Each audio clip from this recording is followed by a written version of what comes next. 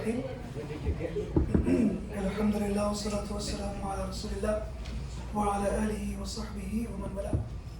Assalamu alaikum wa rahmatullahi wa barakatuh. How's everyone doing?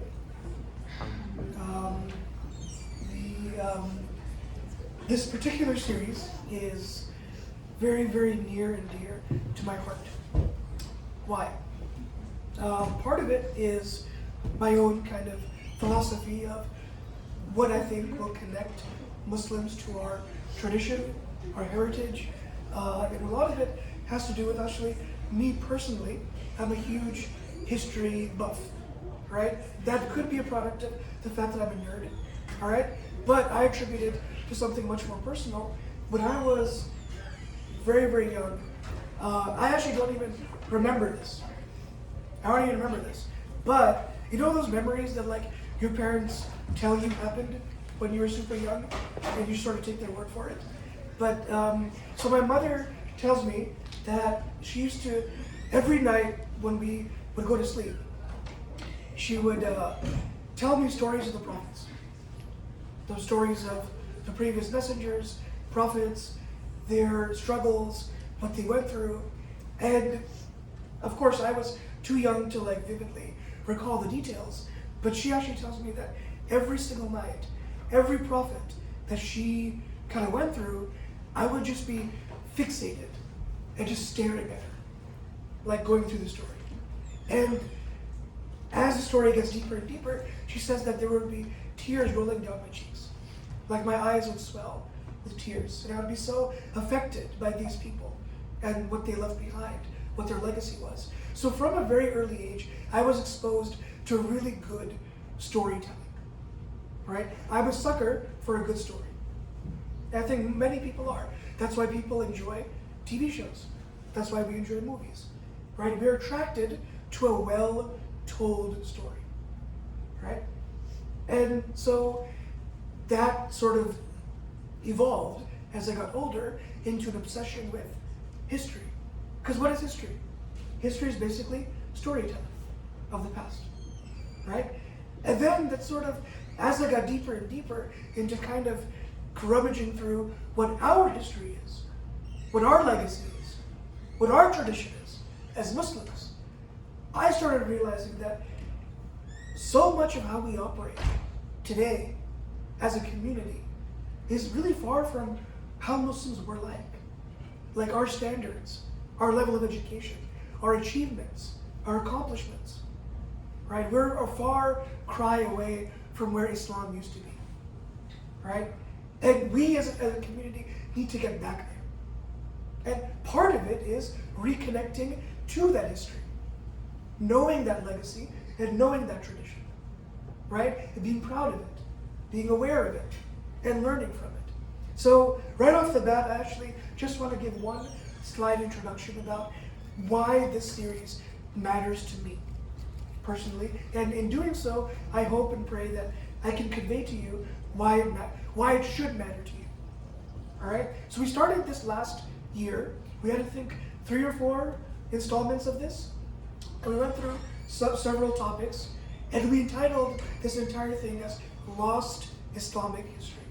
Now, why lost? Right? Who lost it? And how can we find it again? So we entitled it Lost Islamic History, lost in quotations, because I'm going to explain it in just a second. And here are some of the things we've already talked about. We did an entire presentation on the history of female scholarship in Islam, right? And this is something that people actually are actual practicing Muslims who know things about their religion. Even them are hugely unaware of it. That the role, especially women, played in preserving and protecting the religion, right? So many classical scholars have explained to us that 1/4 of the Sunnah of Rasulullah sallallahu alaihi wasallam is uniquely transmitted from the woman. The rest of the 3/4 is mushtarak, is shared between men and women, right? And we went through several amazing examples of female scholars who actually protected and preserved this religion in a way that is unprecedented. In fact, people outside of the faith academics, historians have commented that there's no other religion on the face of the earth other than Islam in which female scholarship played a role in the formative period of the faith. Right? Things that we would not accept nowadays because we're so used to community leaders being men. Why? Because men give the khutbah, right? Men lead prayers. That's what we're used to, right? But actual Sahaba who were qudat, judges in Medina, female scholars living in the area would come and say, your ruling was wrong. Reverse it. And they would. They would. Can you imagine now a woman standing up and criticizing the Imam? Imam's nowadays will blow up. Who the heck are you? Right? I've studied this many years, this and that. But actually we had, once upon a time, a reverence and respect for scholarship. Right? And so we had a whole hour plus long presentation on that. Then we had a presentation on the history of Islam in Africa. Specifically, how did African Muslims become Muslim and stay Muslim? Despite invasion, despite colonization, despite even enslavement, right? Then we had another session about how specifically within the African continent, those individuals who were forcibly removed from their homes, taken across the Atlantic Ocean, and sold in bondage as slaves. In slavery, when you're enslaved, how do you protect and preserve your tradition? And we went through fascinating stories of slaves who wrote Quran down on parchment, on wood, right? They actually wrote du'as, right, on leather, and hid them in their clothes, right? People who were kings in Africa, scholars of Quran, hufaz, qurra of Quran, being treated like they were nothing, slaves. And in this impossible situation, managed to keep their Quran, right? How do they do that? We have so many, this masjid is full of Qurans, right? Every corner there's a Muslim. Every corner there's a copy of the Quran that you can read. And how weak is our Quran? How much of Quran do we forget? Can you imagine someone taking you against your will, holding you in bondage, and then forcibly making you work on a continent you've never stepped foot in? Imagine the state of your Quran then. And yet they managed to protect and preserve your faith. So in their stories are examples for us. Moments of inspiration, right? Moments of encouragement and moments of motivation. That we owe so much to these people who protected our religion and then conveyed it to us so that you and I could be Muslim today. So we owe it at least that much to connect to who they were, find out who they were, and learn from their stories. Now, I mentioned this last year that the word in the Arabic language for story is qissa. Qissa, plural being either qissas or qasas, stories. All right? Now this word comes from the Arabic root qassa yaqussu, to relate something. It also means to cut as well, but it also means to relate a story. What's funny is you can learn a lot about a concept by looking at how the word was used in its original form, especially Arabic. The language is ancient as Arabic. When you look at how the ancient Arabs originally used a word, you find a lot about what it means, what it stands for. Now, if I'm telling you that the word qissa means literally story, it means story. And there is a chapter of the Quran called Surat al-Qasas. It's full of stories, full of narrations, right? There's an interesting other ayah of the Quran where this word is used, but not in the way you may imagine, not in the way that you may readily think about. But it's something all of you have heard, right? When you think back, Sunday school, the first time your parents told you the epic story of Musa alayhi salam. Musa gets put into a basket. That basket is floated down the river. Right? You all know the story? Right? So it's a famous story shared across religions. Islam has it, Judaism, Christianity has it, right? Judaism has it. So Pharaoh, the Pharaoh, was a tyrant, a lunatic. يُذَبِّحُونَ أَبْنَاءَهُمْ. He would slaughter all of the male children of Bani Israel every year. So it got to the point where one of his advisors came to him and said, look, with all due respect, if you slaughter these people every single year, then you won't have anyone left to build your pyramids. Who are you going to enslave if you already killed them? By the way, why was he killing them to begin with? Someone came to him and said, there is a boy that's going to be born in this community who's going to overthrow you. So he becomes paranoid and said, well, I'm going to prevent this from happening and kill them before this boy, whoever this is, grows up and does them. Right? So he starts killing all of them every year. So one advisor said, if you kill every year, you're going to run out of slaves. So why not do what? Kill? Massacre these babies every other year. Every other year. So the year in which Musa alayhi salam is born, Moses, is the year of they're killing all the babies. Allah subhanahu wa ta'ala revealed unto the heart of the mother of Musa. وَأُوحَيْنَا إِلَىٰ أُمِّ Musa. Allah revealed to Musa, the mother of Musa, to put him inside of the basket and float him down the river. But of course, a mother's heart is going to be worried, right? How many of y'all get calls from your parents? Have you eaten? Do you have something to eat? Right? Are you home safely? You could be a PhD student, and your mom will still worry about what? Did you eat? Right? Because a mother's a mother. That's what they worry about, right? So obviously the mother of Musa has tawakkul in Allah, has trusted God, but she's also tying her camel, right? She's also taking the means. So she tells who to follow the basket. Anyone know? Yeah, the sister of Musa. Musa has a sister, an older sister. So she tells her, follow him. وَقَالَتْ, she said, لِيُخْتِهِ, to his sister, قُصِّي, قُصِّي, follow him. Follow him. The same word that's used for stories is used for following. قُصِّي, follow him. So the real point of a qissa is to follow the example. Right? That's why we're here. So I'm going to try to kind of be as engaging, as entertaining, as relatable as possible. Right? Like I said, I'm a sucker for a well-told good story. So get your popcorn ready, buckle up, and we're going to have a good time. However, if you leave out of here just sort of being entertained, you sort of miss the point. Because ultimately, behind every story is what? Is a lesson. That's what we're aiming at, right? So beyond kind of the entertainment value of getting together and learning about amazing Muslims of the past, yeah, part of it is building fellowship, building community, hearing amazing stories like this. But at the end of all of it, I want y'all to think about what lesson can I learn from the story that we're hearing? And how can we follow it in our lives? Fair? Deal? All right.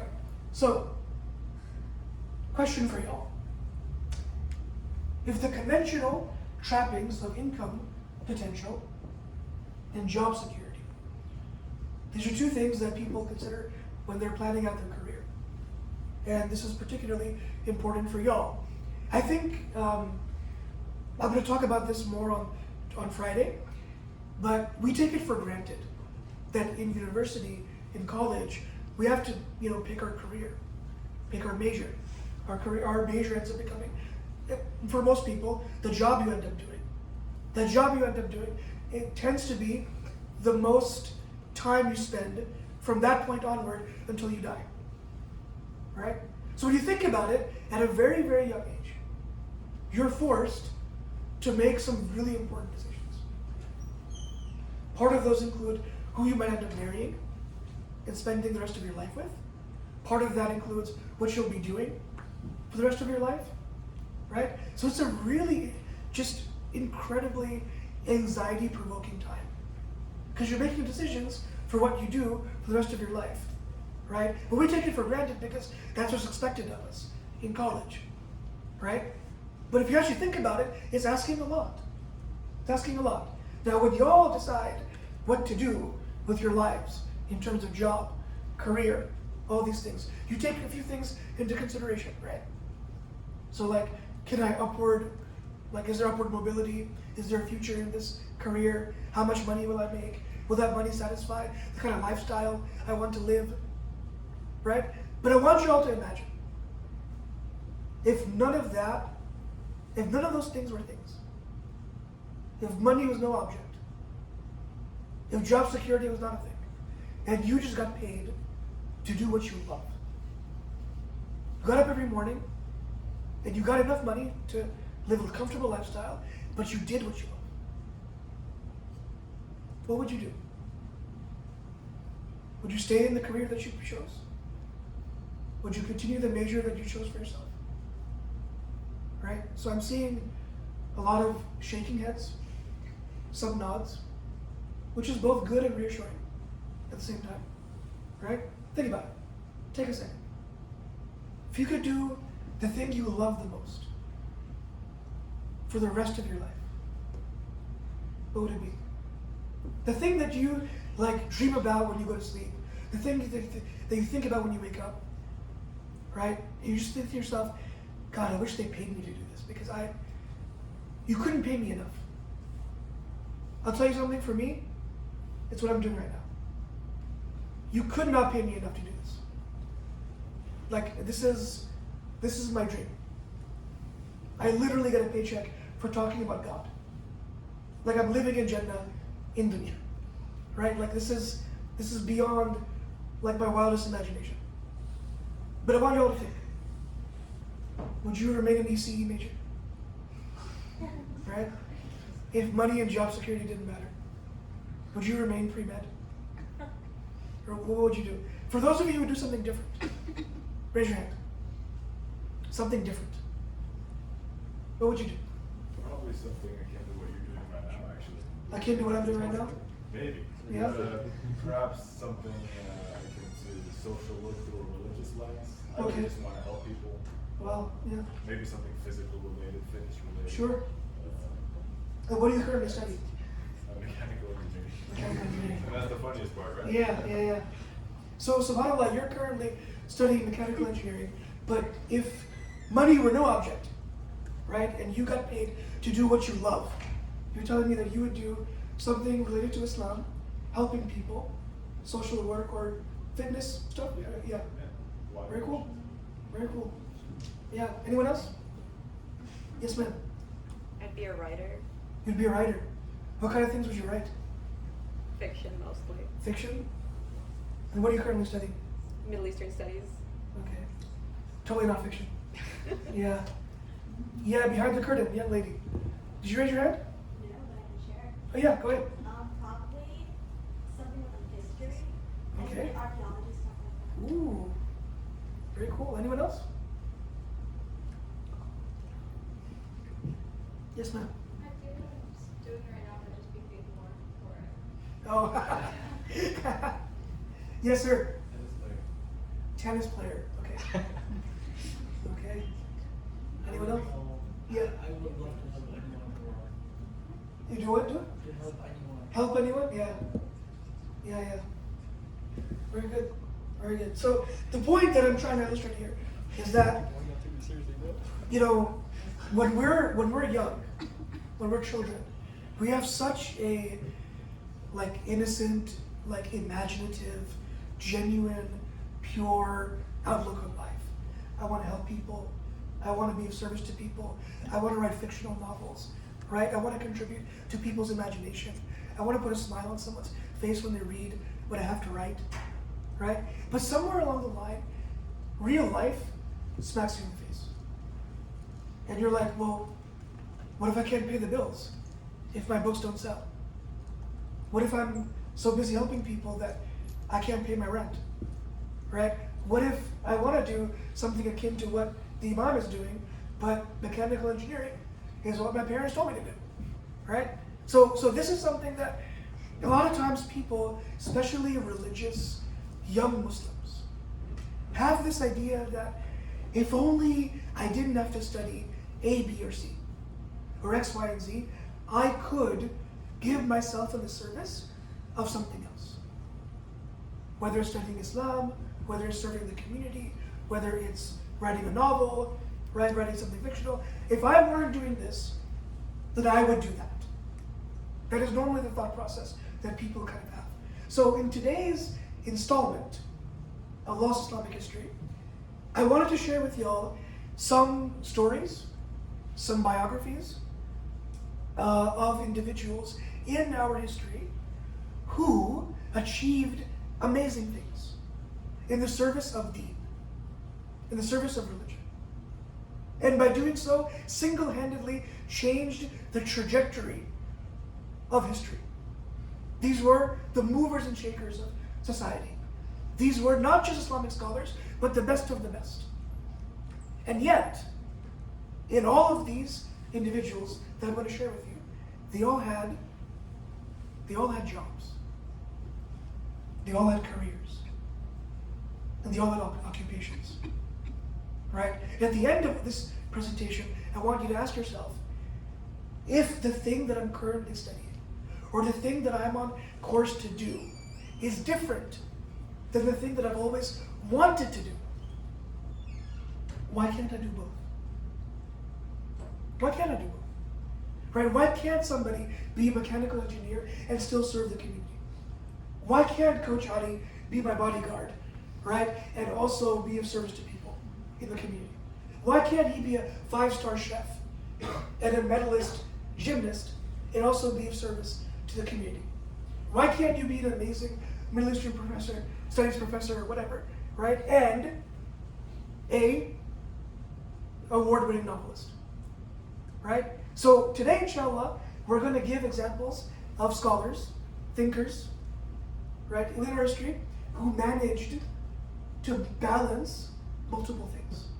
So now when y'all are thinking about your life and your career, right, that you have the motivation, the inspiration, and the template to be able to say, you know what, I can do that. I can have a lucrative career while at the same time live a fulfilling life in whatever else I'm truly passionate about. And how can we start merging the two together? Because one of the things that I vehemently disagree with is this whole weird kind of dichotomy that we've created between deen and dunya. There are things we do for deen and things that we do for dunya. But no, the Sahaba, the early Muslims, the classical scholars, never had this dichotomy. Deen was dunya, and dunya was deen. So even at work, they were working with Muslim ethical principles. Right? When they were pursuing a trade, when they were doing their job, it was their Islamic ethics that was driving them. Right? So why can't we do it? Is the question I want you all to ask yourselves. So we begin with the top. We begin with the companions themselves. Were there companions of the Prophet ﷺ who grappled with this in their own life? We begin with the curious case of Hanzala radiallahu anhu. Famous companion. Hanzala was someone who was religious, righteous, devout. He was someone who was always at the masjid. So if there's a lecture to be given, he was front row and center. If there was a salat to be prayed, he was in the first row. Something to be done, he was there. Now this particular story is an amazing case study of how to be a conscientious, aware Muslim brother and sister. Right? Abu Bakr radiallahu anhu was an amazing person, amazing companion. He was the only companion who at the time of Fajr, the Prophet ﷺ would say, raise your hand if anyone here has already followed a janazah. And he would raise his hand. Who here has already visited someone who was sick? He would raise his hand. Right? Someone who was already given in charity. He raised his hand. And you can imagine like dude, it's Fajr time. Like, when did you have time to do these things? Right? And towards the end of the prophetic mission, Umar radiallahu anhu says, I'm never going to beat you. You have one for life. Right? So this is a good example of just how conscientious and caring Abu Bakr was. Hanzala, like I said, was a regular at the masjid. But one day went by, 2 days went by, 3 days went by, he didn't see Hanzala. He noticed that he wasn't there. So what did he do? He goes and knocks on Hanzala's door. And he goes, hey, I haven't seen you. Right? How often do we check up on people? Right? At the most, we'll be like, I wonder where that guy went. Right? But how often do we take the extra step of like actually sending a message? Like, hey, where you been? I'm worried about you. Is everything okay? Haven't seen you in a while. Right? It doesn't take much. But Abu Bakr did that. He knocked on his door and said, hey, where you been? I want to set the stage here. Because what ends up happening is something he doesn't expect. Handala is super sad. He's upset. So I want to paint the picture. He's in a room, it's dark. Like, imagine how creepy, like he's brooding in a corner. So he walks in, he's like, hello? Is anyone home? Now if that's not creepy enough, right? He kind of walks in, Hamza starts speaking. Oh, sorry, he asks him, first of all, hey, how are you? He asks him, how are you? To which, normally, somebody would respond, how? What's a normal response? Alhamdulillah, or like, some generic, like, I'm fine, I'm good. Or even if it's negative, I've been busy, or whatever. He doesn't respond that way. He responds in the third person. He goes, Nafaqa Handala. Right? Handala has become a munafiq. Right? Now I want you to picture what it must feel like. Abu Bakr, you walk into a dark room, and Handala's in the corner, and he starts talking in third person. Like imagine you walked into my office, and I have my back turned away from you, like I'm facing the window. I'm like, Anwar is ruined. You're like, I'll see you later. I'm just gonna, you're not having a good day. Right? He's like, Anwar's destroyed. Right? It's like, what? Right? So he goes, Nafaqa Handala. Handala has become a munafiq. So Bakr is like, okay, what makes you say that? Because you're far from being a munafiq, a hypocrite. In fact, you're the most sincere, devoted companions of the Prophet. So what makes you think you're a munafiq? He says that the reason I think this is because when I'm in the company of the Prophet, sallallahu alaihi wasallam, my iman is up here. I have an iman rush, an iman high. Because I'm with the Prophet, I'm with the companions, I'm at the masjid. But he said, when I'm in those environments, he said, it is as though I can see Jannah in front of me. And Jahannam in front of me. That's how real the akhirah is, the hereafter is. But, when I go home, I don't feel that way anymore. And he says, my family preoccupies me, my work gets me busy. And because I feel two different ways, one way at the masjid, one way at home, clearly that means I'm a hypocrite. I'm a munafiq. Now Abu Bakr as-Siddiq radiallahu anhu went to do what? To check up on him and to give him comfort. What he ends up doing is the opposite. Because Abu Bakr is Abu Bakr, right? So he starts thinking about his own self. And he's like, you know what you're describing? I feel that way. Maybe I'm a munafiq. So they both start crying. And they're both sad. Right? So they both come to the Prophet and say, we're both sad, and we're both munafiq. And the Prophet's like, wait, what? Both of you? And then they explain that here's why we think this. Right? And the Prophet explains to them that al-iman yazidu wa yanqus. Faith goes up and it goes down. Right? But here's a clear sort of example of someone who, if Handala had it his way, he would spend every waking moment with the Prophet. And he felt guilty for removing himself from that situation and pursuing something else. He said, when I'm in the service of my family, when I'm at home and I'm doing my business, he said two things distract me. My family and my business. And the fact that they distract me, I feel bad about that. Because I don't want this to be part of my life. I only want to be with you. I only want to be here. I only want to do this. And the Prophet has to temper his expectation and say, look, that's not how life is. That's not how it's going to be. When you're here, it's normal, it's natural for you to have an iman high, an iman boost. And when you're not here, obviously you're away from Prophet, you're away from revelation, you're away from community, you're away from the barakah, so that's normal. But the advice that he gave him was not, so you know what, since you feel this way, forget about that. You should spend all your time with me. What did he tell him? He gave the general advice, Iman goes up and Iman goes down. He told him this. But then he specifically turned to Hanbala himself.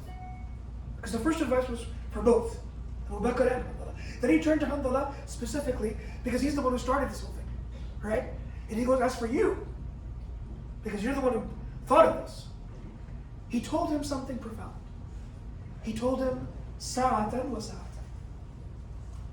Reserve one moment for this and one moment for that. What does that mean? He said that you can do both. And you should not feel guilty for it. Sa'atan wa sa'atan. A moment for this and a moment for that. What is he telling you? Plan out your day with this in mind. That when you're at the masjid, when you're at the Prophet's mosque, when you're with other companions, when you're with other Muslims, be engaged. Be there. Be present. Be aware. Feel your emotions. Have that iman high.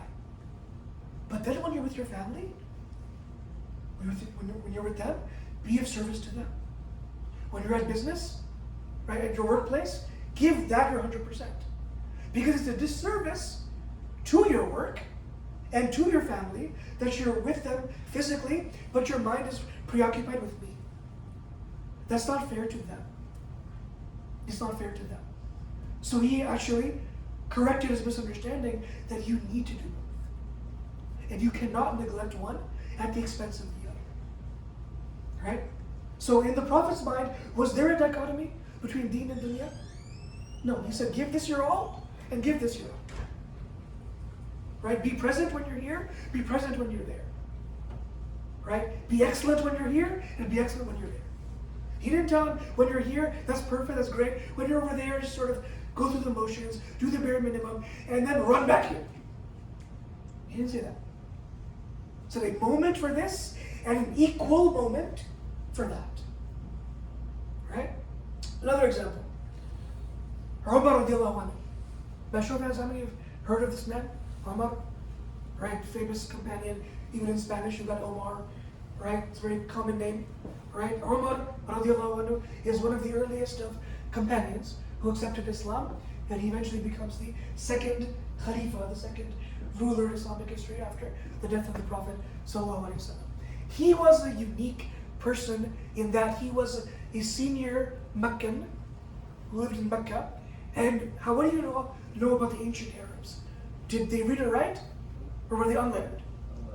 Ummi, they were unlettered, right? Umar was one of a handful of people in Mecca who could read and write. He was intelligent, he was educated, he possessed skills, right? And so that opened up a lot of avenues for him.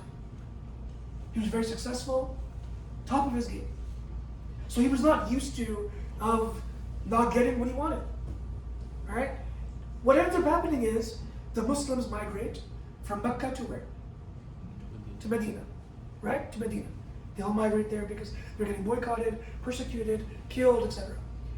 Now, we as Muslims, when we talk about this migration, we take it for granted. They migrated. What does that mean? Anyone here who's lived in a different country and moved to America? Right? Migration is hard. Right? We just sort of say it casually, they migrated from Mecca to Medina. What does that mean? What does that mean? It means leaving your family, leaving everything you know. Probably his family in Mecca were there for generations. He is likely the first in his family to ever leave Mecca. Hundreds of years have gone by.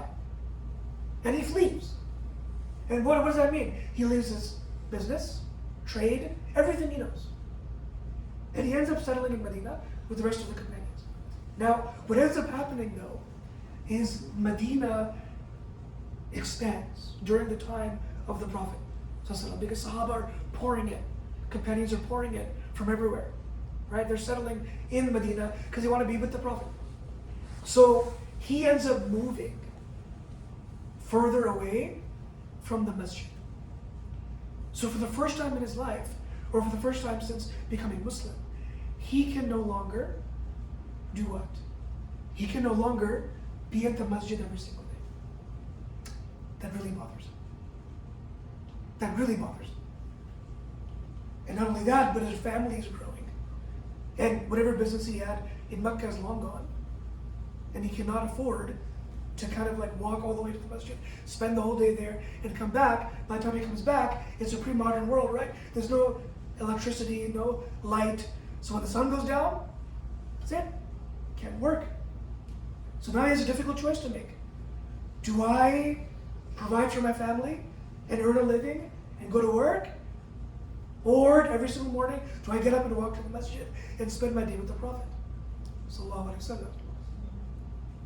It's one of the most difficult decisions he ever had to make. He talks about it, right? And those narrations are recorded in books of history, where he talked about the pain that he felt from being away from the Prophet.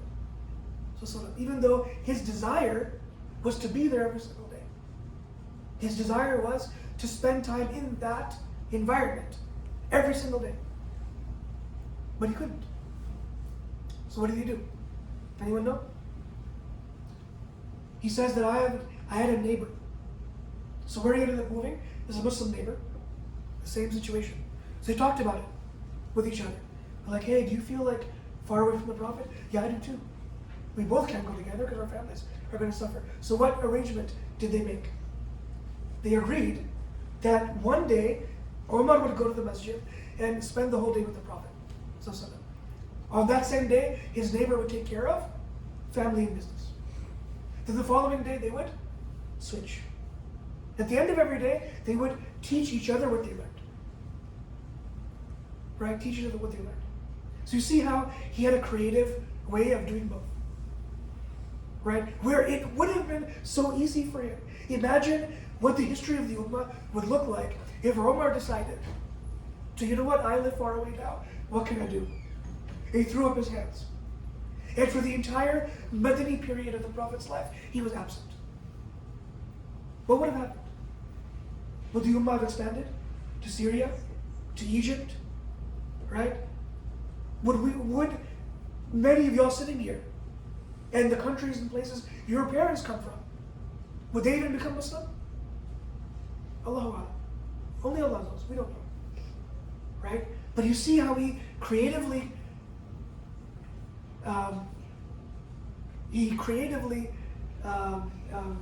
manipulated the situation such that he had time to spend time with the Prophet and also take care of his needs. And one did not fall by the wayside at the expense of the other. Right? And of course the Quran kind of alludes to this idea that Allah subhanahu wa ta'ala, in preparation for a major battle, right, said that not everyone is to go out and fight. وَمَا كَانَ الْمُؤْمِنُونَ لِيَنْفِرُوا كَافَةً. That it's not appropriate for all the believers to go out all at once to go fight. فَلَوْلَا نَفَرَ مِنْ كُلِّ فِرْقَةٍ مِنْهُمْ طَائِفَةٌ لِيَتَفَقَّهُوا فِي الدِّينِ. Said that, but some people should remain back for the purpose of teaching and learning. Learning and teaching. Right? So not everyone can do everything. Right? But what is it that you are going to do? That is the theme of today's talk. So we're going to begin with our first example. Our first example is someone, or rather, actually our first example is, we're going to start from the top. Prophets, companions, and then classical Islamic scholars.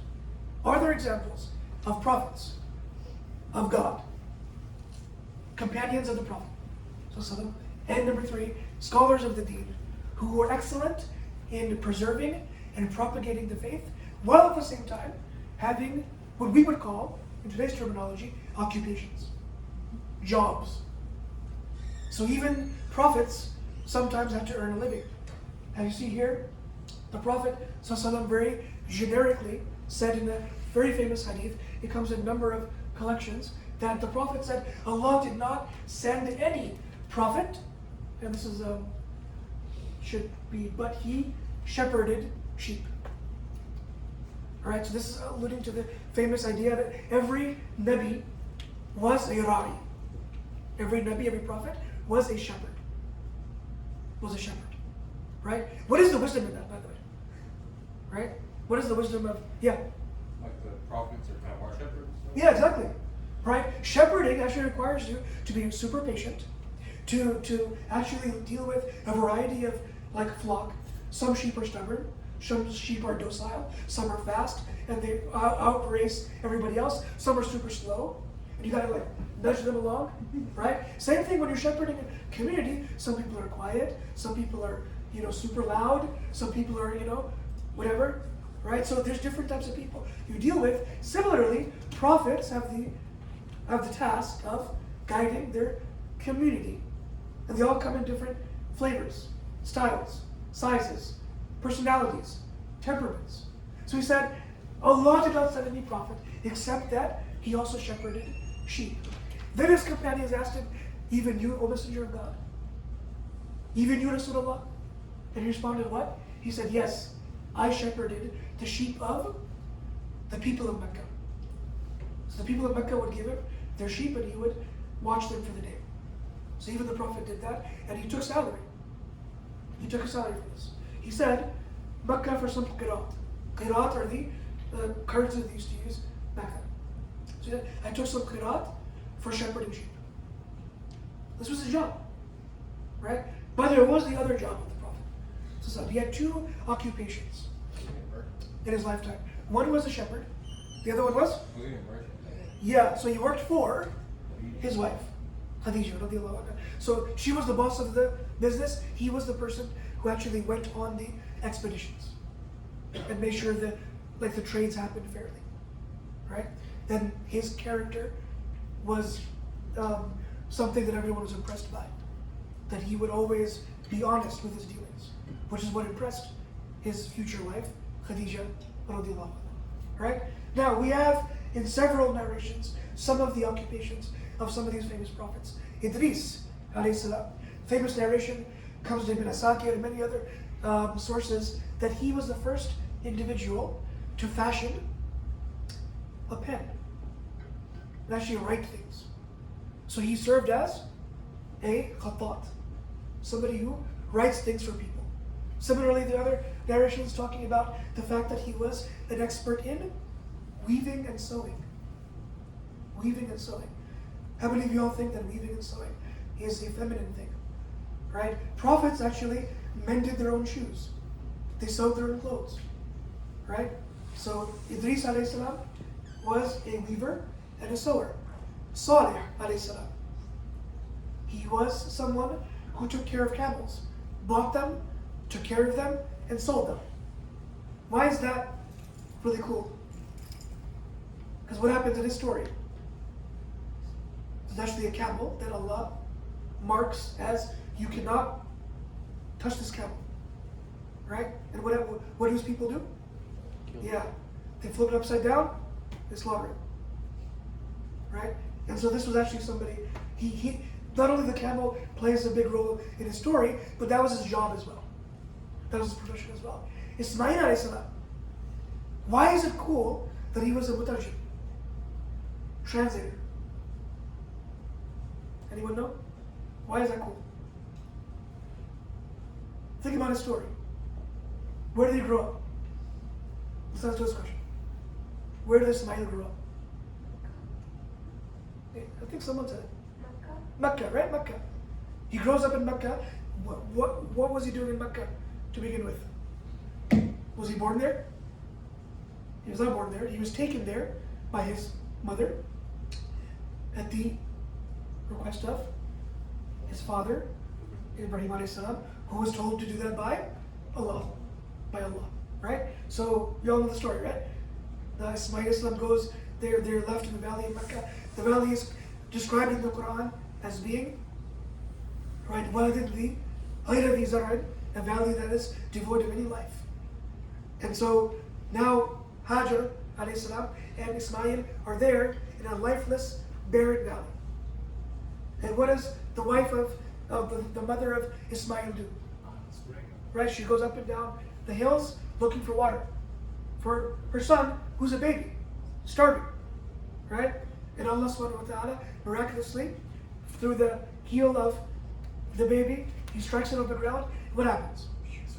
a spring of water shoots up. Hajar alayhi salam is non-Arab ethnically, so her language was not Arabic. So in her language, qif, stop. In her language was zam. Zam, because she was afraid the water would overflow and they would lose it. So she started saying zam, zam. So that water, until today, is called Zamzam. It's called Zamzam because of what she said originally, right? So the water miraculously springs up and birds start flying overhead. And where there are birds, there's life. There's water. So what tribe is crossing through Mecca happened to cross at that time? Do you have any seminary students here? We talked about this. Is it Shurham? Yeah, the tribe of Jurhum is traveling from Yemen, going north. Right? They see the birds overhead, and they stop in Mecca, and they're like, "Where? There's water here? I mean, forget going to Syria. If there's water here, we'll stay here." And they ended up staying there. They ended up staying there. But this is why the mother of Ismail was such a boss. So what did she tell them? Said, "Y'all can stay here, but the water's mine. The water belongs to me." So imagine a woman being surrounded by Bedouin Arabs, right? She's only one, but in that moment has the wherewithal to be like, "Oh wait, hold on. Y'all can't stay here because I do need support, and y'all can help me out with hunting and fishing and all this other stuff. But the deal is, the water belongs to me and my son. Me and my son. That's it. That part's not negotiable, right? So anyway, Ismail alayhi salam ends up growing up with this tribe of Jurhum.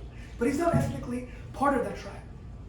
And so he grows up learning the language of his mother and the language of Jurhum, which was Arabic. So that's why he served as translator, because he knew both languages. The languages that they're speaking up north in Syria and Iraq, and the language they spoke back down in Yemen. So he bridged both areas with translation.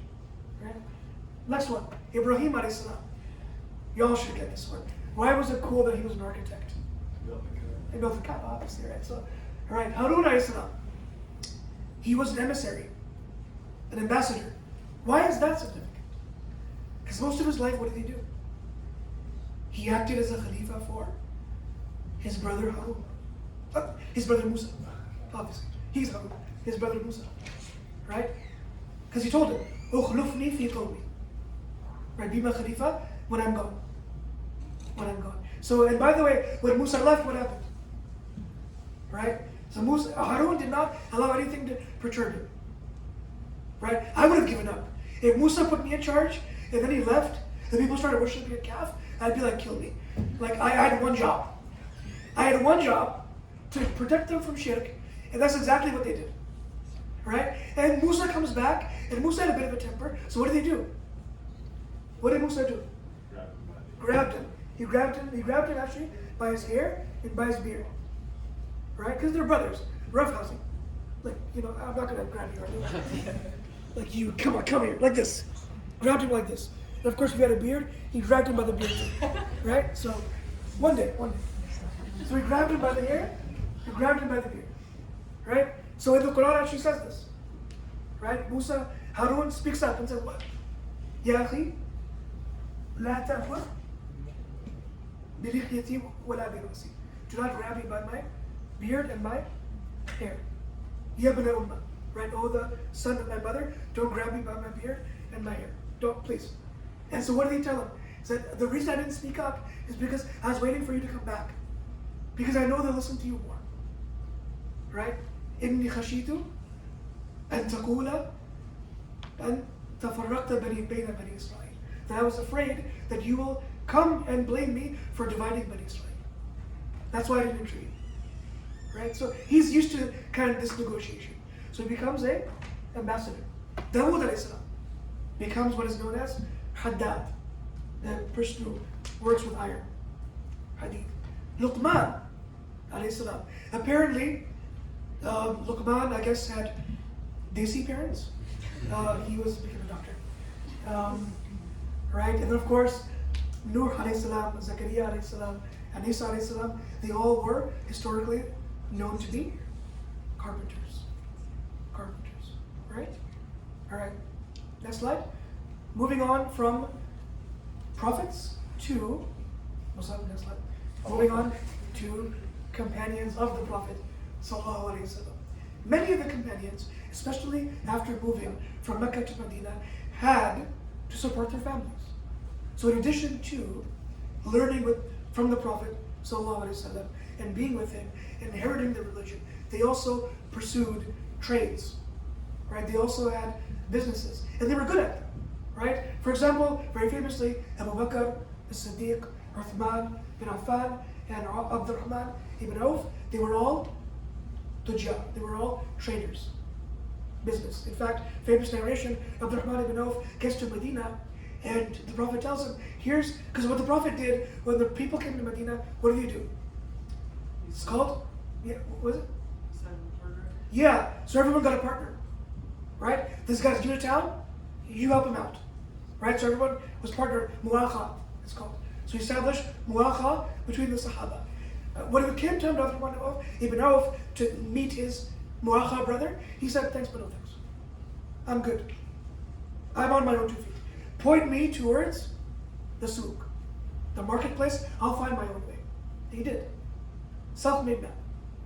Self-made man, right? So, Thalaba, radiallahu anhu, famous companion, he made money by becoming a shepherd, herding animals. Khabbab ibn Arat, really famous companion. Khabbab was somebody who was tortured to the point where his wounds almost looked like they were like transparent. Like you could see through his body. That's how deep and piercing his wounds were. In fact, when the ummah began spreading and wealth became common in the ummah, the senior companions felt that the younger companions don't truly appreciate what they have. Because for years we lived in boycott, right? With stones tied to our stomach, with worrying about death, going to Habasha, then coming back to Medina, going on battles, right? The younger people don't know this. So Umar, radiallahu anhu, after the Prophet passed away, he told Khabbab, come to the masjid, I want to show you to the younger people. It's kind of weird, but he's like, I want to show you to them. So he enters the masjid, he's Khabbab, lift up your shirt. He lifted it up, and those younger companions saw firsthand the marks on his body.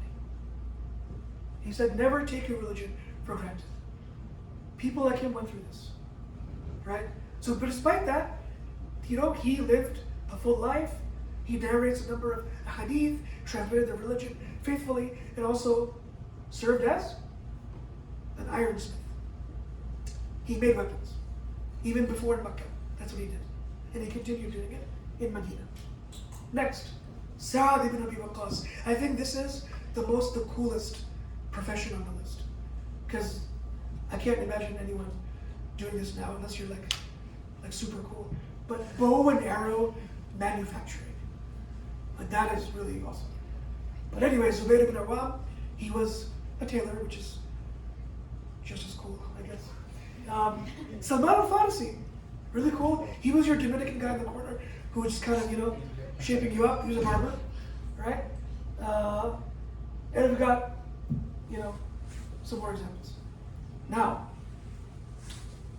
on to what we came here for. Scholars of the Deen, who serve the Ummah by protecting and preserving the religion, while also having some amazing occupations. There are literally too many to name.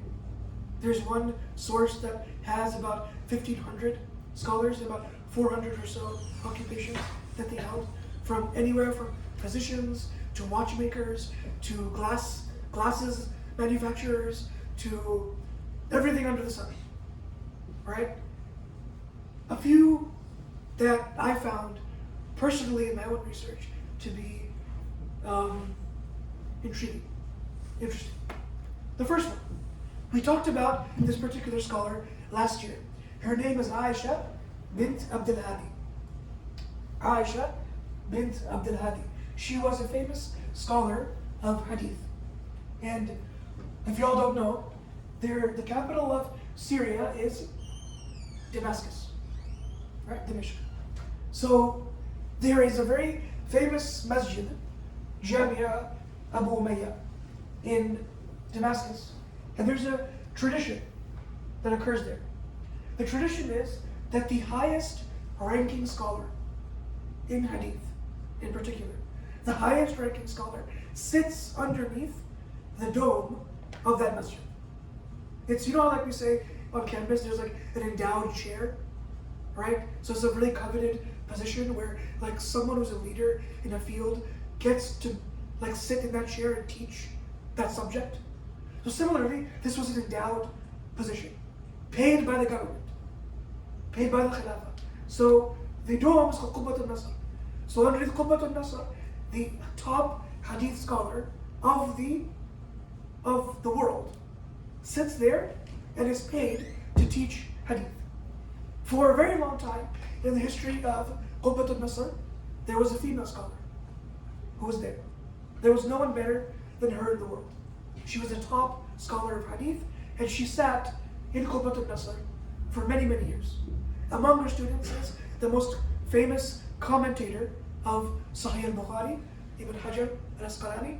Sahih al-Bukhari is the most authentic collection of hadith in the world, and the most authentic commentary of that hadith book is Ibn Hajar wrote it. And who taught him?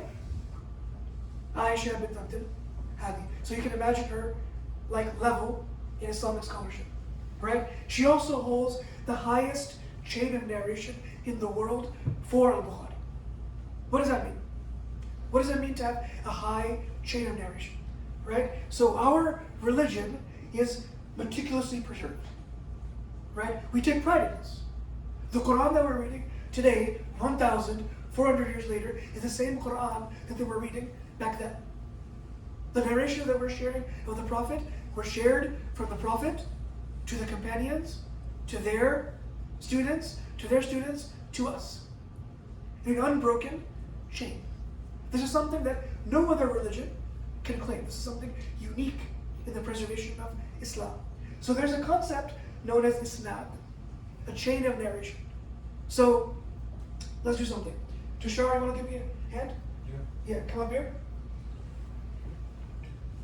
And we got Ubayd. You as well. Alright. So now, let's make Tushar the source. So you go all the way down here, Ubayd, you come over here. Alright. So me, all the way over here, I'm in present time. Alright? Tushar is all the way pre-modern era. Alright? If I have a love and an affinity for Tushar, my desire is going to be to connect to him in the smallest possible way. So right now, there's only one person between me and Tushar. Right? So it goes Tushar, Ubayd, then me. Right? There's one person between me and Tushar. So I am connected to him through one link. Through one link. Right? Abdul Samad, come up here. Abdul Samad ruins the party. He comes here and come right here. Now how many links are there between me and Tushar? 2. So, sit down for a second. Here or there? Right here. Right here. So right now, this link is shorter. Right? Now get up. The link is longer. Right? So which sanad is higher? When he sits down or when he stands up? Sits down. Right? So, very good. Okay, bro. Round of applause. So having a high isnad means what? Having a high isnad means that you are desirous to have the lowest number of barriers between you and the Prophet Sallallahu Alaihi Wasallam. That you have the shortest link. And in the world, the scholar who possessed the shortest link, therefore the highest isnad to the Prophet Sallallahu Alaihi Wasallam through Sahih al-Bukhari was Aisha bint Abdul Hadi. Right? And it was majorly significant. Majorly significant.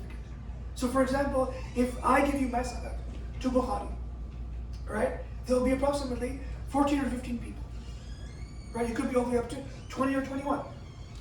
With Aisha, it goes down to 9 or 10. Right? It goes down from 20 to like 9. Right? So you skip like whole generations. Because she was most desirous, she traveled the world and learned Islam from the highest caliber scholars, giving her the shortest chain. Right? But here's the reason why we're mentioning all of this. She was also not very stingy when it came to her knowledge. Right? So whenever students asked her to teach, she would teach. To the point where she would teach in Qubbat al-Nasr, she was getting paid for that. But to the point where it actually says that she would go on vacation with her husband and her kids and her family, and her students would follow her there. Right? They were not invited, but they would follow her there because they just loved how she taught, the detail that she went into, right? And the fact, obviously, she possessed the highest isnad, so everyone wanted to study with her. So even while she was on vacation, she left someone in charge, but nobody wanted to study with us. They followed her on her vacation. Can you imagine? Like, I would not allow any of you to follow me on my vacations, all right? I love you guys, but if I'm going to Disney World, that's just me and my wife, all right? Three's a crowd, all right? So they would follow her on her vacations. But here's the reason I'm sharing this with you. She would even, after she retires from Qubbat al-Nasr in Jamia Abiya Umayyah, she actually opens up a shop in the marketplace. And she starts teaching Sahih al-Bukhari from the shop. From the shop. So she's buying and selling like clothes and stuff. She's also teaching hadith on the side. She's doing both. Right? Like, show me one scholar, like today, in Texas, that's sitting there in their cubicle, right? Like, clicking away at their work, but also teaching Bukhari. Right? That doesn't happen. But she was doing that. She was doing that. Right? Next person. We've got the famous Imam al-Ghazali, Abu Hamid al-Ghazali. By show of hands, how many of y'all have heard of his name? Yeah, very good. So I don't have to go through much of a bio, right? So Imam al-Ghazali was born where? Anyone know? What city? Close. Nishapur is very close by, but it's smaller. Smaller. He was born in the famous Iranian city, Tus. Tus. Nishapur is the same province. He was born in Tus, right? So he has a brother named Ahmed. Both Abu Hamid and Ahmed, their father dies at a very young age. And he leaves behind a lot of money. And he tells the people in charge of taking care of them that I want you to use this money to make them scholars. He was not a scholar, but he loved scholars. He said, my dying wish is that you use the money and leave behind to make them into scholars. So what ends up happening is Imam al-Ghazali ends up studying under the top scholar of Islam at the time. Anyone know his name? His nickname was Imam al-Haramain. His name was Imam al-Juwayni. Al-Juwayni was a polymath, and he was the greatest scholar of Islam at the time. So the greatest scholar now is teaching his greatest student. And after he was done with him, you know what he said about him? Imam al-Ghazali is the notion that you can drown in. Which, by the way, is meant as a double-edged comment. It's positive and negative. It's positive in the sense that he has so much knowledge, he's like an ocean, but it's also negative that he's a firebrand, he's young, he's still young and doesn't know what to do with it. So he could drown as well. So he has so much knowledge, you could drown him, is what his own teacher said. So anyway, he then gets appointed by the Khalifa to become what? The head of the Nizamiya, which is the greatest kind of school system of that time. He gives dazzling lectures that are attended by thousands of people. And in his own autobiography, at the end of his life, he wrote a biography about himself. Anyone know what it's called? Al-Munqidh bin Abdullah, right? How I was saved from misguidance, right? So he writes about himself. He said, one day I showed up to class. I sat down. I looked at all the students, and they were all ready to go. And he said, I was incapable of speaking. I don't know if he had a stroke or what, but he said I could not speak. And he said, in that moment, I knew that I was a fraud. And I was only teaching because people were impressed with what I was saying. And so he leaves that position. This is the equivalent of like a professor from Harvard just retiring. Not because he's old, it's because he's like, yeah, I never actually knew what I was talking about. I'm a fake. See you later. And he just leaves. And where does he end up going? Anyone know? He ends up going to Hajj. Al-Masjid. Oh, first Hajj, then he lands in Al-Masjid Al-Aqsa. Right? Where then he writes his famous magnum opus, The Revival of the Islamic Sciences, where he actually thinks very deeply about what is Islam? What is the spiritual reality behind Islam? Right? What does it mean when we say Allahu Akbar and we fold our hands and start praying Salah? Right? What does it mean when we like go around the Kaaba 7 times? What is the spiritual reality? What are we supposed to achieve when we do that? He writes all that in his book when he realized that I need time away to really think and sink my teeth into this. And so, not only was he an amazing scholar, but he was someone who even non-Muslims credit as being the father of modern philosophy. For example, in 1944, Margaret Smith, she says there can be no doubt that Al-Ghazali's works would be among the first to attract the attention of these European scholars. The greatest of these Christian writers who was influenced by Ghazali was Saint Thomas Aquinas. Anyone who knows Islam, Christian history knows that this is someone who was a massive big deal in Christian theology, right? So he says that Saint Thomas was affected by Ghazali, who made a study of the Arabic writers and admitted his indebtedness to them, having studied at the University of Naples, where the influence of Arab literature and culture was predominant at the time. And of course, the period that Ghazali ushered in is known as the Golden Age of Arabic philosophy, right? Words cannot describe what Imam Ghazali meant for the Ummah. His nickname is Hujjatul Islam. Hujjatul Islam, which means the proof of Islam. His existence and what he left behind is a proof that Islam is true. What he did in his life is proof that Islam is true. That's how much he means to the Muslims. To give you an idea of what an amazing person he was, during his time, Greek philosophy was invading Muslim lands and confusing people, right? And making people into non-Muslims. It's the equivalent of today, someone tackling agnosticism or atheism.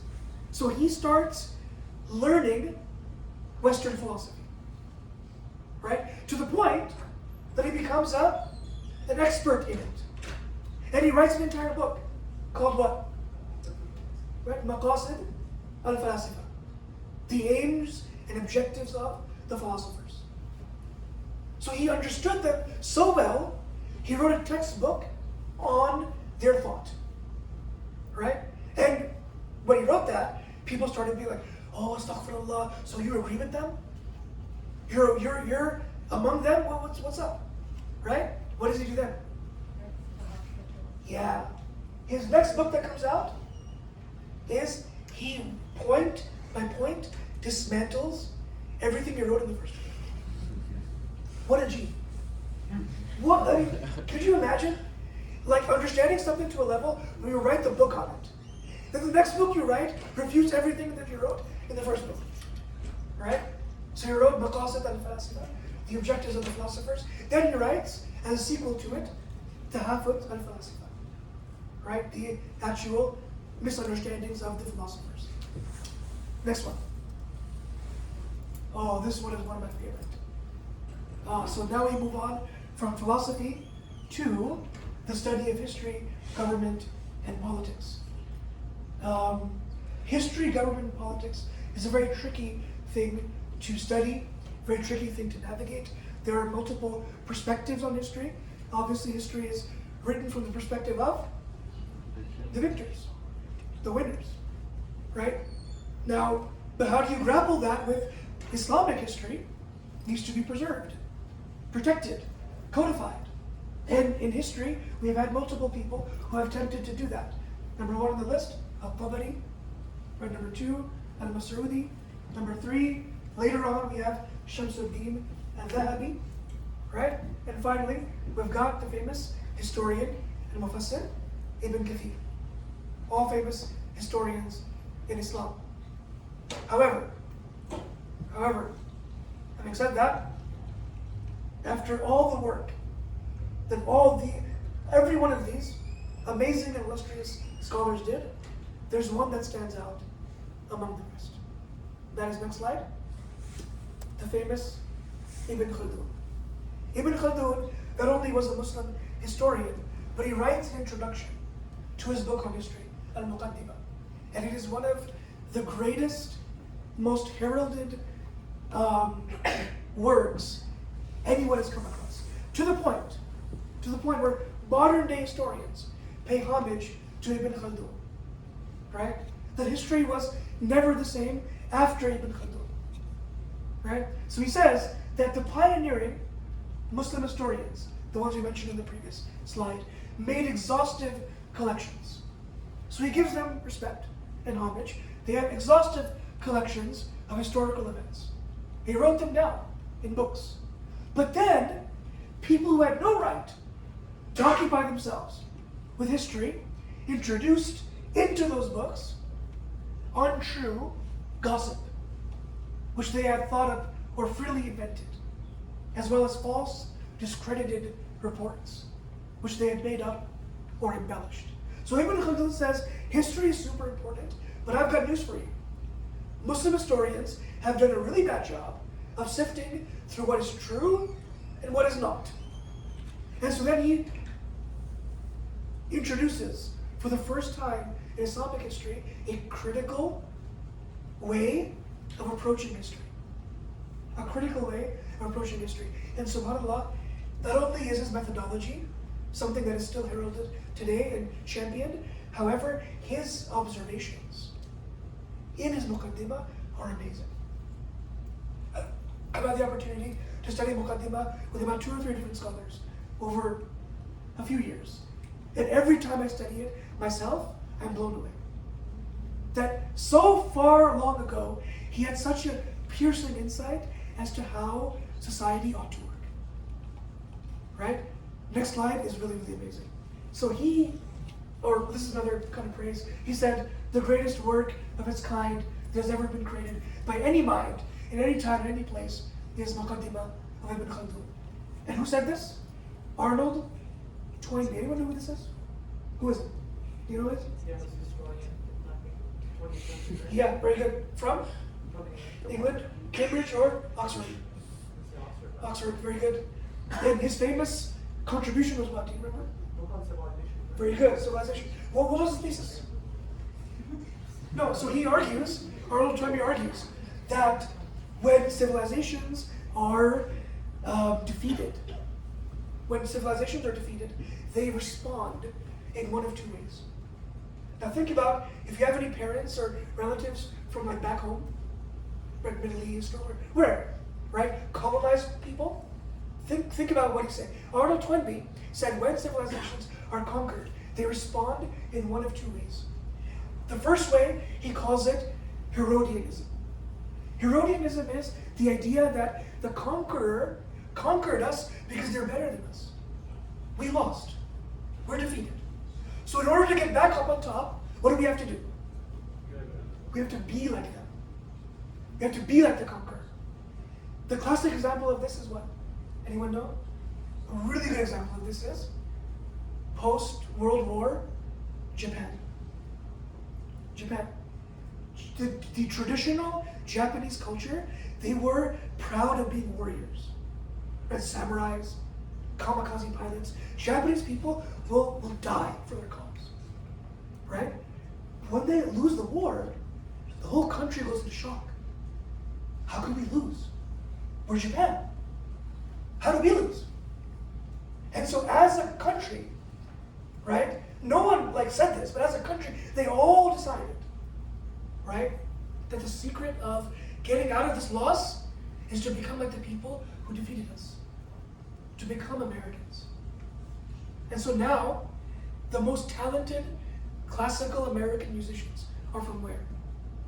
Not America, Japan. The highest ranked Major League Baseball prospects are from where? Japan. Japan. Baseball is not a Japanese sport, right? But the best baseball players are from Japan. When the Prime Minister of Japan visits America, do you know where he goes first? Before visiting the White House? He goes to Graceland, which is a city in Tennessee. You want to know why? Because this is the hometown of Elvis Presley. Because he is a huge fan of American rock and roll. American rock and roll is not a Japanese. It's not a Japanese musical thing. It's American, right? So the best American musicians, baseball players, right, are from Japan. Why is that? Because after the war, Japanese people decided we want to be American, right?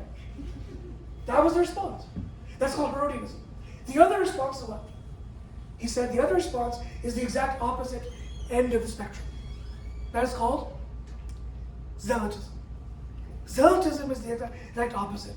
That if we are conquered, then the solution to that is to buckle down and reject everything from the conqueror and become authentically us. Because we lost, because we weren't us enough.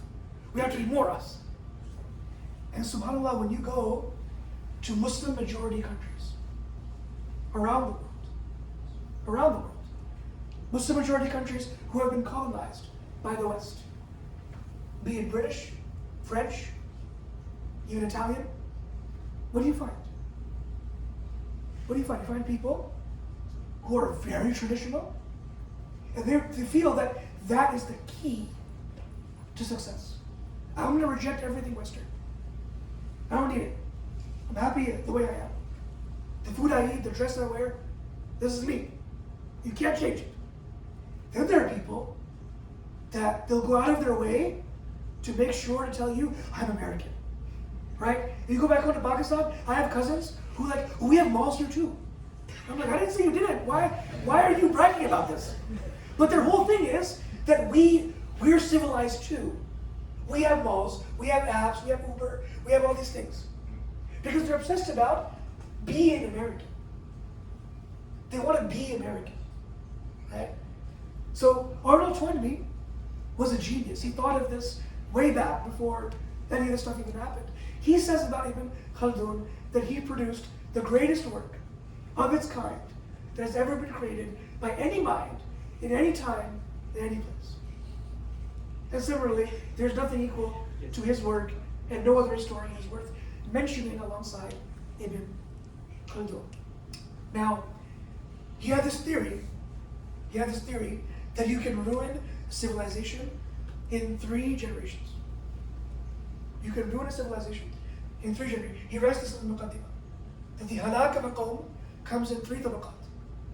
Right, three levels, and you've ruined everything. Now think about, before we go into what he actually wrote, think about it logically. Raise your hand if your parents moved here from somewhere, another country, right? A bunch of hands went up, right? And some of them didn't, it's okay, right? So, but those that did raise their hands, did your parents ever tell you about the story of I came to America, $5 in my pocket? Everyone has a story, right? It's always 5, right? Why did everyone decide that was enough money to come to America? Everyone had $5 in their pocket. And went to school, uphill both ways, whatever, the whole shebang, right? So as a child of an immigrant, you are now first generation. You are now hearing the stories of the sacrifices of your parents. Not only are you hearing it, but you also saw them struggle too. If you're old enough, you saw them kind of struggle and make do and figure things out. But then they did it for you. They did it so that your life would be better, right? Now that your life is better, your social standing right off the bat, the level of your opportunities is greatly enhanced. because of the sacrifice that they made by coming here. Alright? Now fast forward. Y'all graduate. Y'all fall in love. And y'all get married. Now y'all have kids. Then you tell them about the struggles of your parents. Is it the same, you telling them about your parents' struggles versus you seeing your parents struggle? What is the difference between the level of appreciation that you have for your parents versus what your children will have just by hearing about it? It's a big difference, right? Right? So he says, in just 3 generations, you can destroy the efforts of a civilization. If you don't carry over like the actual work ethic and mantra that came along with it. Because he says that hard times create strong people. Right? Hard times put people in a position to become strong. But those strong people then create good times. So hard times create strong people create good times. But good times then produce weak people. And weak people create hard times. That's like repeats. The first person to postulate this was Ibn Khaldun. Right? He was a scholar of Islam, and he was someone who was paid to be a historian. Right? So if anyone ever tells you there's no value in becoming a history major, point them towards me, and that is going to be useless because I became an imam, and then point them to Ibn Khaldun, right? Because he did a lot more than anyone ever did for this subject. Yeah, go for it. Finally, we have my favorite example. Al-Biruni is also pronounced as Al-Bayruni. He dies in the year 440 Hijri. He was a polymath. He was someone who was an expert in multiple things. Perhaps the thing that he was most known for is that he actually calculated. Anyone remember what he did? Oh, close, yeah. The radius of the Earth, which by extension of circumference you get from the radius. So for a long time, we did not know what the radius of the Earth was. All right? Al-Bayruni was an Islamic scholar who actually figured out one of the most ingenious ways of doing it. To give you all an idea, before he came along, there was a very complicated formula to calculate the circumference of the Earth, the radius of the Earth. Biruni said that if I can just get a mountain and climb it and look at the horizon and the angle of the mountain to the horizon, I can calculate the height of the mountain. From the height of the mountain, I can calculate the angle back, and then what is remaining, the tangent of that, the secant and tangent of it is going to be r, which is radius. Now, anyone know where he did this? He ends up finding a mountain in the modern day country of Pakistan. You got too happy. Right, you didn't do it, okay? But everybody, right? It was a Persian guy. He ended up in Pakistan. He climbed a mountain, and he now did this. Now, can you go forward? Wait, go back. Go forward. Now, this is the original kind of schematic that he had. And over here is a simplified version where we got the top of the mountain, right? And then from there, you can calculate from here, theta, all the way to the circle, which is the radius of the Earth that the mountain is sitting upon. وَالْجِبَالَ أَوْتَادًا. Right, the mountains serve as pegs for the Earth. So if you can figure out what the height is, you can figure out the radius. Now, case in point, why are we calling this series Lost Islamic History? Do me a favor, take out your phones, Google the following question. Who discovered the radius of the Earth?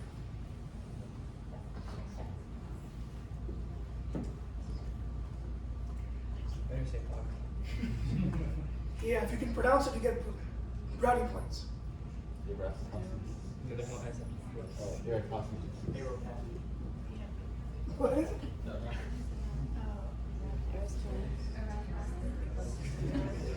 Aristophanes. Okay. All right. When you Google this, you get the name of this really dumb Greek guy, right? Whose name we can't even pronounce. When this Greek individual tried, when he attempted to calculate the radius of the Earth, all right, he got around 5,000 kilometers. Okay? Now, when Al-Bayruni did his simple calculation, he arrived at the following number. He said that there are 12,803,337 dhira is the radius of the Earth. How much is a dhira? Exactly. Do it again. Dhira is, literally it's called a cubit. It is an arm's length. An arm's length is called dhira. Now, none of us measure things in cubits, right? So what does that mean in modern day? It's about 6,000 kilometers. It's about 6,000 kilometers, all right? The actual circumference of the Earth, radius of the Earth, is 6,372. Awfully close, right? And the actual circumference was not actually found until hundreds of years later. My man, Isafat was 1,000 off. He was 1,000 off, right? Bayruni was almost accurate. He, using literally a mountain in Pakistan, calculated within a few miles what is the radius of the Earth. And yet, when you Google this fact, which man shows up? Aristophanes, right? So you see how if we don't learn, and we don't benefit, and we don't champion our own history, it gets lost. It becomes lost, right? Now, to bring everything home, we'll take questions in just a second. Just I want to make sure we finish before Maghrib, before Isha. And the things can go on and on. Muslims inventing things in medicine, Muslims establishing the first university, Muslims making magnifying glasses, coffee, you name it. It's just, this can go on and on. Last but not least, what does it mean for y'all? What does it mean for y'all? Out of all the occupations we talked about, prophets being blacksmiths, Sahaba being shepherds, right? Scholars being historians, scholars being shopkeepers who teach Bukhari on the side, right? What does it mean for you? Are you going to be a shopkeeper who teaches Bukhari on the side? Are you going to be a blacksmith? A bow and arrow manufacturer? Like Salman al-Farsi, right? So what occupation is the best for y'all? Now, it should be stated without any hesitation that, of course, Allah tells us in the Quran, وَمَنْ أَحْسَنُ قَوْلًا مِمَّنْ دَعَا إِلَى اللَّهِ. There's no one better than the one who calls towards God. وَعَمِلَ صَالِحًا, and does righteous actions. وَقَالَ إِنَّنِي مِنَ الْمُسْلِمِينَ, and he says, I am from the Muslims. That is the most worthwhile thing you can do in this world, right? And to do that, you don't have to be a scholar. You don't have to be a God. You can be whatever you want and still be da'i ila Allah, a caller to God. That is the best thing you can do in the world. All right? But beyond that, does our tradition have any ideas about what occupation is most virtuous, is most best? I leave you with 3 narrations. First one, the Prophet ﷺ is reported to have said 9/10 of provision is in trade. So if we were to divide rizq, provision, into different parts, 9/10 of it would be found in trade, buying and selling. Now this is a pretty clear indication that a really virtuous, barakah-filled profession is business, right? There's a problem though. This hadith is weak. Sorry, business majors. McCombs for the not win. All right? You know, they're snakes anyway. Anyway, so I didn't say that. Okay. So next hadith. Rafi' bin Khadij said, it was said, O Messenger of Allah, what kind of earning is best?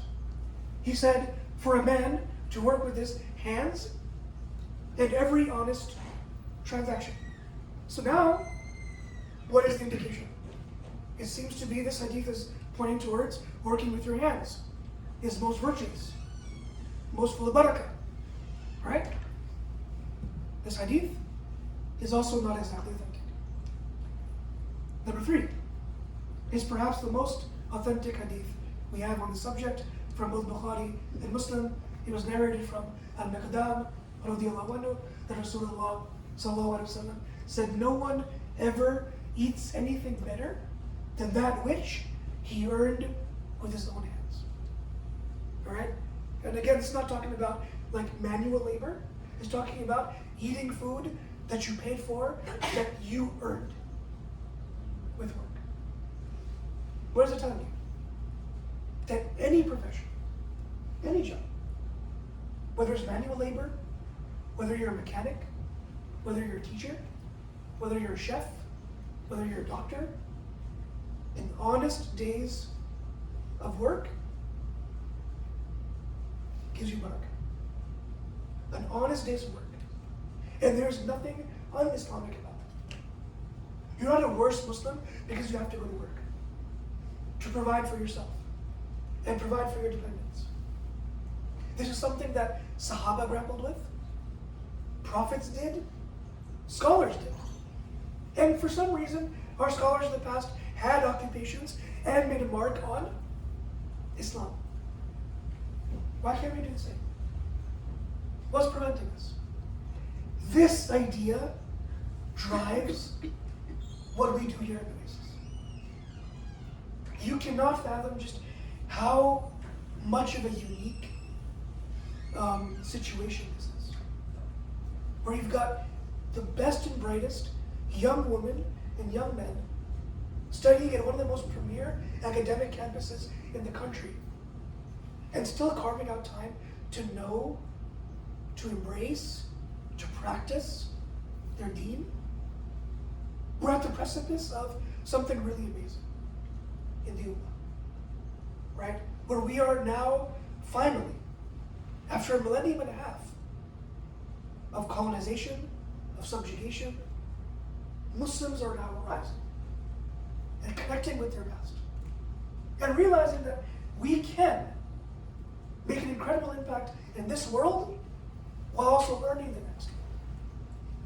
We can make a difference in this world while at the same time being true to our Islamic values. We don't have to compromise one for the other. Islam does not mean that you cut yourself off from the world and only spend time worshiping in the masjid. Nor does it mean that you abandon the masjid and focus only on that.